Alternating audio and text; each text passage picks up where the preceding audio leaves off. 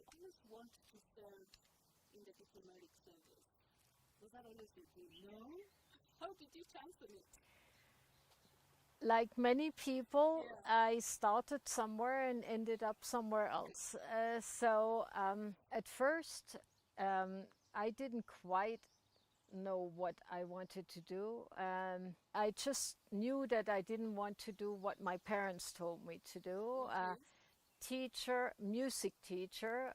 They wanted me to become pianist or music teacher or school teacher.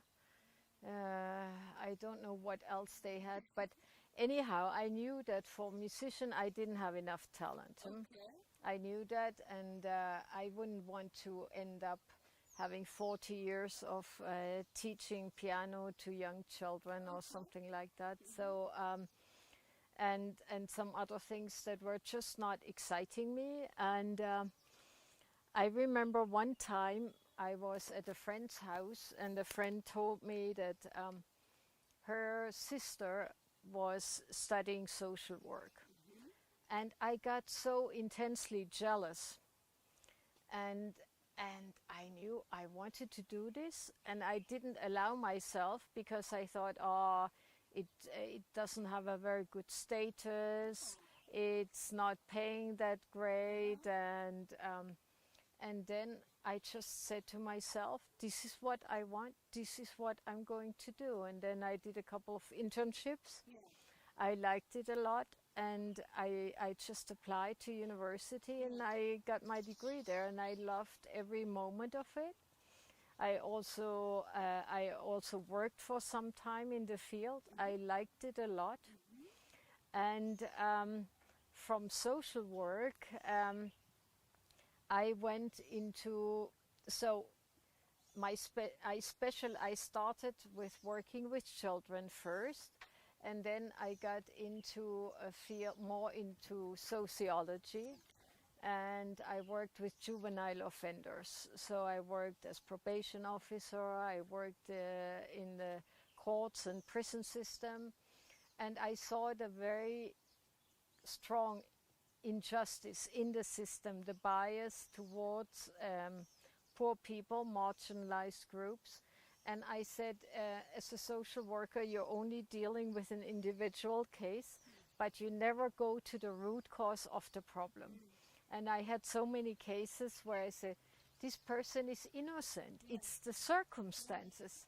And then I got a scholarship to go to the US to study exactly that. So I got a master's degree in urban policy, and I did internships also in that area.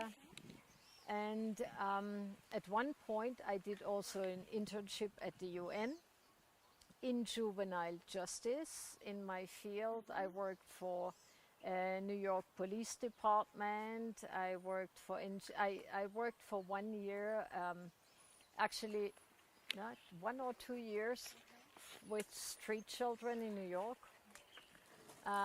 So I did a lot in that field. I also worked for a bank for some time, for Chase Manhattan Bank on 44 Wall Street. I remember the address, and I liked it a lot. I liked it a lot, and I was not in the traditional banking field, but in the philanthropy, in the grant making. That was brilliant, and they offered me a job and green card at the end of my scholarship, but then I said, no way. First I signed the Declaration of Honor that I would come back to my home country and serve my home country. It's a Fulbright scholarship, and that you have to sign. And so I wanted to honor that, and then I thought, I studied all these things. Now I want to see what Europe has to offer. And then I said, I can always come back to New York if I want. I never came back, even though it's still my favorite city. Oh yeah, I loved it.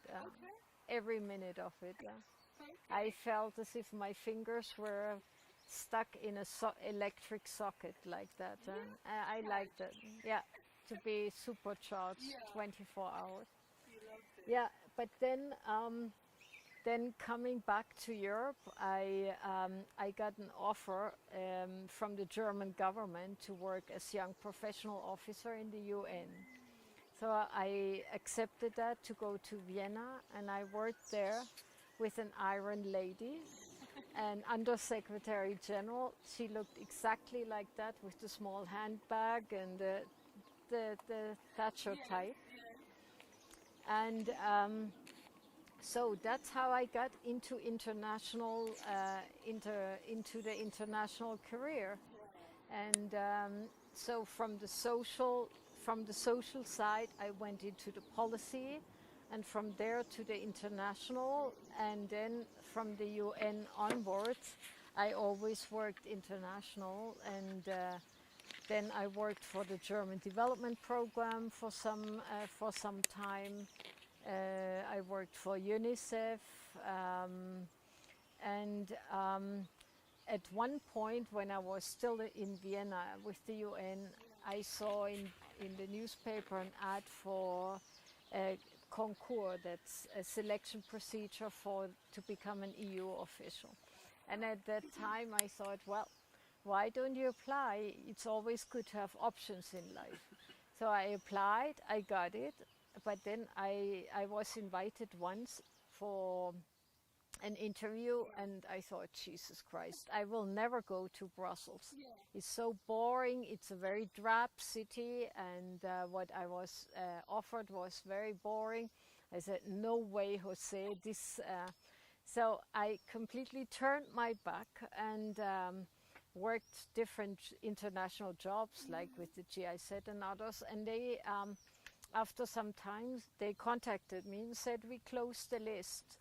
Either you come now or you forget it forever. And in the meantime, I had learned that so many people apply and so few get in. And I thought, I was already married at the time, so I talked to my husband and we said, I'm just throwing it away without ever giving it a chance. And then I mean, it's a civil service job, but nobody can force you to stay. So you can just give it a try.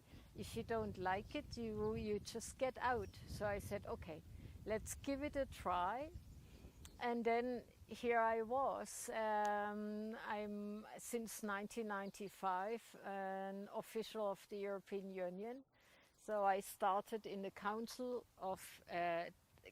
Secretariat, so that's the decision-making body of the EU, and then I went to the European Commission on external relations, and since then, since 1997, I've been without break on external relations.